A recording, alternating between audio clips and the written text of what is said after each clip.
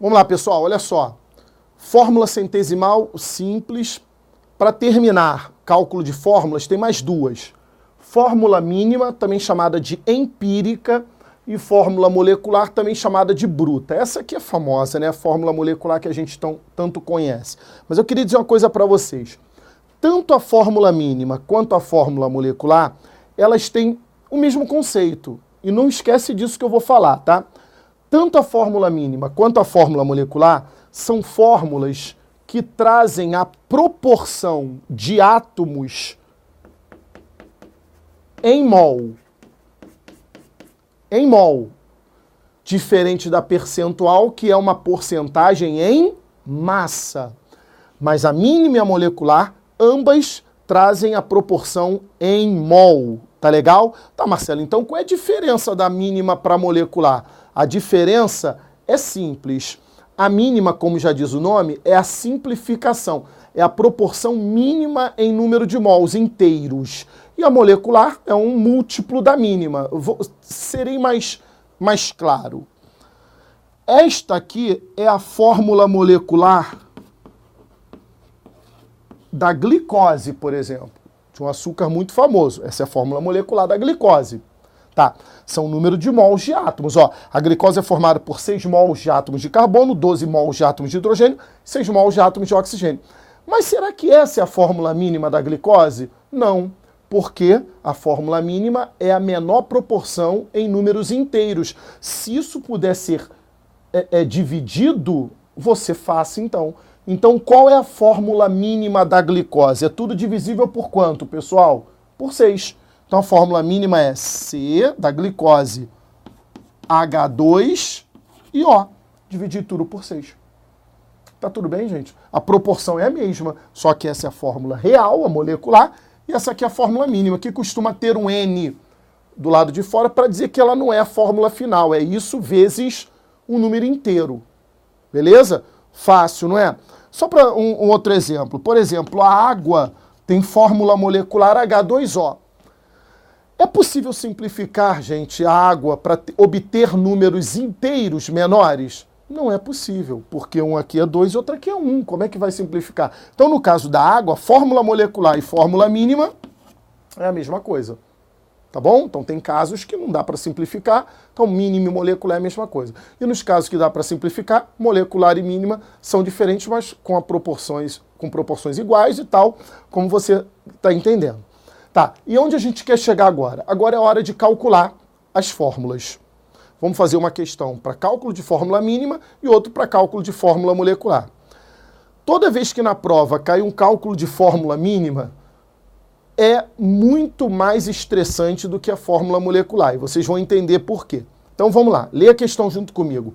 Determine a fórmula mínima de um composto que apresenta 75% de carbono e 25% de hidrogênio. Vocês estão percebendo que foi dada aqui a fórmula percentual?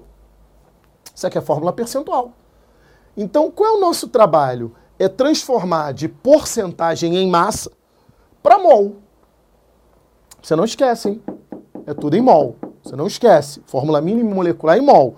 E aqui está tudo em massa. Então, nosso único trabalho de química é transformar de massa para mol. Aí você, pô, isso é fácil, mas observa o que pode acontecer no que diz respeito ao cálculo, né? Vamos trabalhar. Para o carbono, gente, vamos lá, para o carbono. Qual é a relação que existe entre mol e massa no carbono? Numéricas, questões anteriores que a gente fez sobre isso. Mol e massa, faz a relação. Lembra daquele esqueminha que estava aqui no quadro, vai. 1 mol do carbono representa a sua própria massa molar. Essa é a relação entre mol e massa. Vai na tabela, a massa do carbono é 12 gramas. Então, 1 mol de carbono são 12 gramas. Mas qual é a massa de carbono que eu tenho no composto? Eu tenho 75%. Em massa, funciona como 75 gramas, em 100, claro. Então, 75 gramas, x mols. Eu simplesmente estou passando isso para mol. É só isso que eu estou fazendo. O resultado qual é, pessoal? O resultado é que essa conta quase nunca dá um número inteiro de mol. Quase nunca. Esse é o grande problema do cálculo de fórmula mínima. Se nós dividirmos 75 por 12, dá próximo de 6, porque 6 vezes 12 dá 72. Mas não dá 6, tá? Isso vai dar 6,25 mol de carbono. Essa é a química, passar de massa para mol, passar de qualquer coisa para mol. Para o hidrogênio, vamos, turma, fazendo a mesma coisa, tá? 1 mol de hidrogênio é a sua própria massa molar. A massa molar do hidrogênio, muita gente até lembra de cabeça. É 1, né, gente? 1 mol de hidrogênio é 1 grama. Quanto eu tenho de hidrogênio? 25%. Em massa, significa 25 gramas em 100 gramas. Ou seja, quantos mols eu teria de hidrogênio aqui? 25 mol. Não tem nem conta para fazer. Olha só onde nós chegamos. Olha em que pé nós chegamos. Nós já temos proporção em mol. Então eu já poderia dizer para vocês que nós já teríamos a fórmula mínima do composto.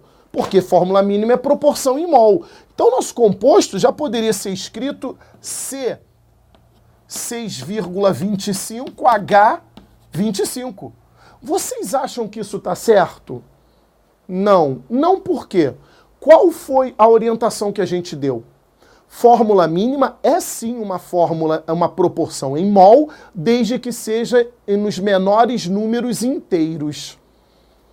Nós não temos os números inteiros, quer dizer, esse é inteiro, mas esse não. Então o que a gente faz? Artifício matemático para transformar esses números em números inteiros.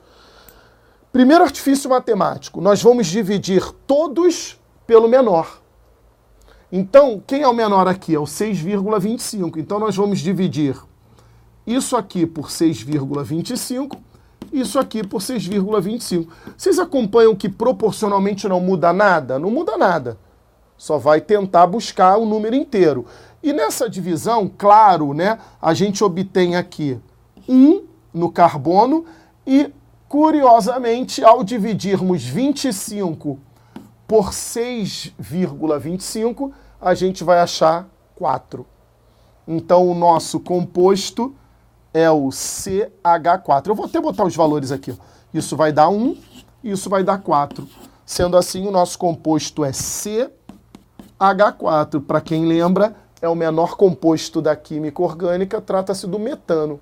Beleza? Então, isso quer dizer a mesma coisa, só que fórmula mínima tem que ser inteira. Números de mols inteiros. Ok?